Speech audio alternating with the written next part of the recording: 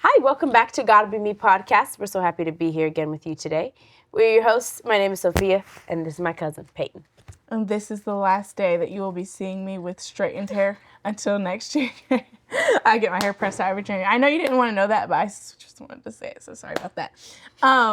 Welcome back. Welcome back to our channel, everybody. If you're new here, please don't forget to like, comment, and subscribe. We'll appreciate it so much.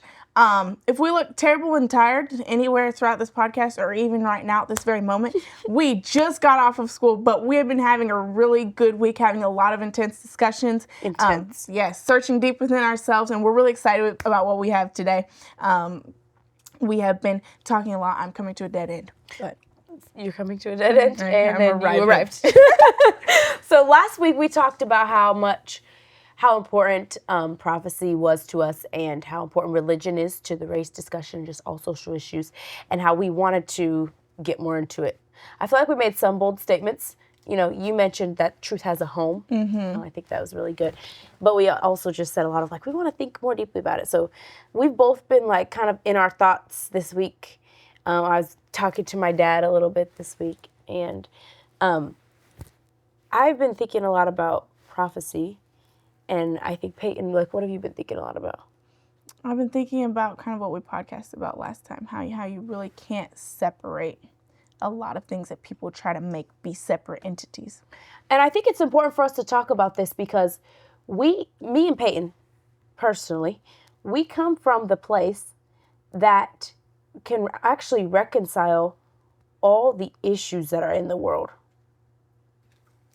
I feel like that's a very heavy statement to make, but if you understand prophecy, then it makes sense.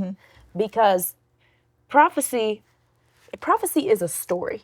Right. Prophecy is we often refer to it as a narrative. And inside this story is everything and everybody. It's the story of the world. As we often say, and we will keep saying forever, Brother Steph taught us that prophecy is history foretold, and history is prophecy fulfilled. And Brother Steph further breaks down that quote sometimes and says history, his story, God's story. And he talks about how we are all inside of God. We're in God's heart. Even the person that is the most atheistic is still inside of his story, right? Which is a beautiful thing. And that's the crazy thing about prophecy. No matter what you do, no matter what side of it you're on, you can't escape it because King Nebuchadnezzar, right? He had the statue and he said, "I know what I'll do. I'll make it all of gold." Right? He thought he was going to thwart the prophecy, but he just stepped right into his identity of who he was as the king of Babylon. Like, you are beastly. And that's how you acted like a beast. Whenever just like the prophecy said you would do. Yes. And that's the crazy thing about prophecy. I always when I'm thinking and talking about prophecy, I always go back in my heart and mind to the first prophecy in the scriptures. Genesis. Where Jesus prophesied, or where God prophesies and says that there would be a seed born to the woman, and that the seed of the woman would bruise the head of the serpent, and the seed of the serpent would bruise the heel of the seed of the woman. And I think that Genesis chapter 3, verse 15. Genesis if you want to read 3:15. I think that prophecy sets the tone for the entire world after that. All other prophecies can be found inside of that. Inside of that, because either you're the seed of the woman or you're the seed of the serpent. There's no middle ground. There's no, I don't want to be a part of the seed of the woman or the seed of the serpent. I'm going to do there's no my own thing. No. You're here or you're here. And these two seeds are constantly conflicting. Yes. There's constant, the bruising. It's back and forth the whole time. And so to me, prophecy is so big. Big is not even the right word for it. Prophecy just encompasses everything. So if we say that we're from a place that can reconcile everything, it's because we're from a place of prophecy, and everything can be found, all truth can be found inside of that story. Oftentimes I feel like what happens is people try to separate things out a lot, not understanding the all-encompassing nature of prophecy. And we on our channel, we even in our mission statement, which we need to change, we talk about how we're passionate about talking about oppression, dealing with all those things. And I feel like a lot of people hear it from us and don't understand where we're viewing it from and how those things go together, right? if we talk about oppression, we're talking about from the understanding that God draws near to the oppressed. Right. What does the scripture say? He draws near to those with a broken and contrite heart. Psalms 34, verse 18, I think. Somebody can fact check me if they want to. But just the understanding that a lot of those things go together, and you really can't separate them. Even the most secular person, to even deal with history prophecy would properly, help Lord, to deal with history properly would have to in some way deal with religion and deal with, honestly, Christianity, because in a westernized world that we live in, that is a very serious religious superpower, and everywhere in the world, I think. But okay, only prophecy though can give you the right way to deal with it, because I think most secular people would acknowledge that, you have to deal with religion to deal with history. It's such a big part of history. But if you don't do it through the prophetic narrative, the correct prophetic narrative, then you can arrive at facts, but you cannot arrive at truth. Right. And you might end up saying, well, look what religion's done. We actually should get rid of religion. Right, because, I can give you all the reasons, right? The slaves were brought over here on the good ship Jesus. Somebody told them that Jesus was bringing them to bondage. They gave the slaves slave Bibles, right? That said, slaves obey your masters, not, and they left out the book of Exodus where it was in God's will to free the slaves. They took it straight out of that Bible. They took it straight out of the Bible. They took out the whole Exodus and different things like that. And then the preachers, that they would have on the plantations you can read about in your history books that would preach. And you always have the image in your mind of that overseer with the Bible, with the Bible people, and the obey your master, whatever, however, I don't even know. And I'm just saying, just reading the facts can bring you to a wrong conclusion about those things. You can come to the conclusion that Christianity is a white man's religion, and you could totally ignore the fact that who did the slaves call on whenever they could not make it through their situations. Right. They called on Jesus. Who brought them through, who gave them that resilience. And the fact that there was plenty of Christians in Africa. Yeah. There was plenty of Christianity in Africa. One time we memorized like half of a documentary. It was literally, we probably almost an hour's worth of just content about how, it's actually called Unspoken. It should be watched by everyone, about how many Christians were actually in Africa very soon after the ascension and for hundreds of years afterwards. And it's not about Christianizing Africa and making it seem like everybody in Africa was a Christian. Surely, absolutely not. Surely not. But not everybody in Europe was either. Like not everyone was a Christian. So let's just be honest and give a real perspective on history. And let's keep going back to the prophetic narrative, which is the only way that we can properly interpret history. So I feel like what we talked about right now was just a little bit more broad, but specifically, if we're going to speak about America, which we live in the United States of America, if we're going to speak about that, America was literally founded like on a church fight. People disagreeing over religion. We have to talk about America not only because we're Americans, we're from America, but because so much of American culture has affected the world, and we're like founded as we're built as a religious country. Our Constitution has God names in it. God's name. I know what you mean. God's name in it.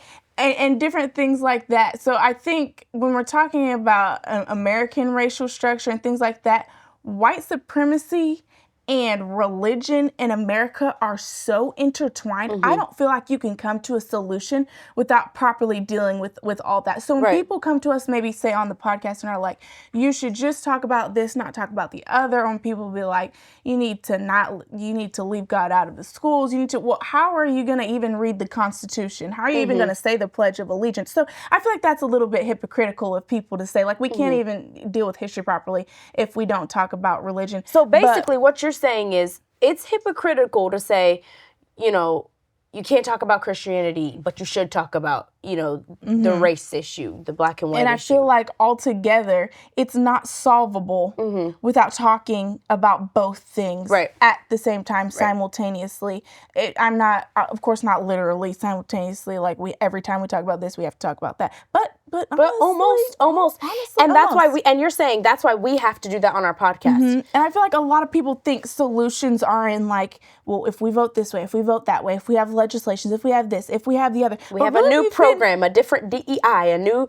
And not to say any of those things are bad in and of themselves. Or completely unhelpful. Or, unhelpful. But it's just that when you view it outside of the lens of prophecy, it just has no home and it has no foundation. It has no attachment. It loses its context. Right. Like, and then people are saying like, well, we sure have been marching for a long time, right? Like we should have been somewhere by now. And I think part of that is due to the fact that what prophecy does, it unifies people. God is always going to unify his people, and the unifying of God's people is always going to separate those who are not willing to be unified. It's those two seeds again. Right? And they're being separated. I think whenever God is always moving, but there's times when he's moved in a stronger way than others, and I'm sure we'll talk about that more in the future. Right. I hope we do. But times when God was moving among men, right? Times when people like Malcolm X and Martin Luther were standing up, and towards the end of their lives, when they began to have a unifying message, they were beginning to say, they were moving towards each other. That's when they became killed, right? And the only way that we can understand, that like even growing up, I didn't always have the understanding, Brother Steph had to teach it to us, right? So growing up, was just like, oh, Martin Luther King Jr. died and Malcolm X died. And it takes and this is what we're going to end up talking about. Like, this podcast is leading us to this next thing. It takes a prophet to tell you the prophetic narrative, right? But so it takes the prophetic narrative to understand, oh, actually the reason they were assassinated is because they were moving toward that unity that you were talking about, that the seed of the serpent is always trying to war against. And that was the polar opposite to what America was built on. So of course it was a danger to America because it was built on the premises of not all men being created equal, on the premise of not unity, on the premise of division and white supremacy. And so not only was it a threat to America in that sense, but it was a threat to the whole ideology of the seed of the serpent, going back to the scripture in Genesis 3:15. So they had to be killed, because otherwise there would have been damage. And this is kind of difficult to say, but it wasn't time yet in the prophecy. Another thing that we could get much deeper into. Actually, like me and Peyton, another reason that we have to talk about prophecy, and not just another reason, one of the biggest reasons that we have to talk about prophecy, it encompasses the story of the world. All truth can be found in it. But this is also what we were honestly almost born into. We were born into the prophecy. Our earliest memories are like things like, for me, my dad showing me a revelation chart and us talking about the meaning of the symbols and the times and the places, prophecy. Peyton has told the story before about with Brother Steph. He was their pastor, counting the beasts 1 through 8. These are so we were hearing these things Sunday morning and Sunday school and Sunday night and Wednesday evening. We were forced to, right? Every Wednesday was testimony. I mean, we were forced to comprehend, and then when you're younger, it's honestly just like almost like regurgitation, glad to be here. Right? It's honestly like regurgitation. But then you get older and you work through it and you work more through it, and it's like you just grow up expounding in the word, really. So the only way that Peyton and I can speak about the race issue, the only way we can talk about the black and white issue is from the standpoint of prophecy, because that's all we have. That's all we know. That's what we were born and raised in. And thankfully, thank God, that is the viewpoint from which it can actually be reconciled. We're not necessarily trying to come from it from the standpoint like we know everything about racism. We know all the ways in which it operates and all the ways in which it moves. And not only do we know all the things about prophecy that we could know. No, for sure. But we're by people that are teaching it to us. We're learning it ourselves. We're thinking about it, dissecting it ourselves. And like we already mentioned, prophets. It takes a prophet to understand the prophecy. And that's what we really want to talk about next time. And this is why we even choose to really have a podcast and even speak in this way, because honestly we've said this so many times before, we grew up honestly very, very, very, very, very, very much sheltered and very much secluded, honestly, not from each other, but just secluded from the way most people grow general up. Ideologies. Just pretty much shielded. But this gives us the foundation to talk about everything, because prophecy, and I'm not saying that we should say things that are tone deaf and talk about things that we have no business talking about, but the things that apply to us, the way we can talk about them is because we have this foundation, this home in prophecy. Right. And like, I feel like, so we get a lot of people in the comments talking about, how are y'all going to talk about the black experience and you're mixed? And I think, again, only from the standpoint of prophecy can we do that. And not only that, but from the standpoint of prophecy, we can deal with that question. We can explain, which is another podcast that we need to do. We want to do. Maybe we'll get Brother Steph to come talk about it with us. But we can explain why, as two mixed girls, we can talk about the black-white issue. And we can do that from prophecy. It's like prophecy, to me, prophecy is so safe. Even just in my Christian walk, sometimes when I would like be discouraged, going through a hard time, confused, pressed down, prophecy just carries you, because it's like, no, I see ahead, and it's not that I see so well. The scripture talks about where there is no vision, the people perish, or another word that you could replace vision with is seer, where there is no one who sees, the people perish, where there is no one to give vision. So it's not just us having such a great vision, but it's the vision that we've been given, the things we've been helped to see that carry us through. And they carry us through our Christian walk, and they carry us through life. And they carry us through, I think right now we're having a big journey. Well, life is all a journey, but a journey about discovering how to operate as Black females in the world. And I think that is a very interesting journey that you all get to watch and see. And I'm excited for it, though. I think God's going to help us. And I think it's going to be okay. And you know why I think that? Prophecy. Prophecy told me. Prophecy told me it's going to be okay. And I love the prophecy, and I'm learning to love it more all the time. The more I learn about it, the more I love it.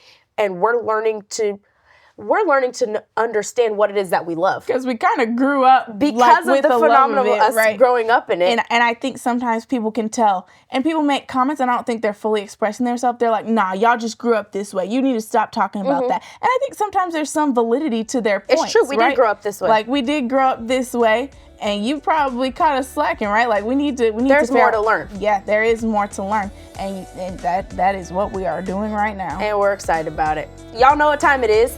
Peace, love, and hair grease.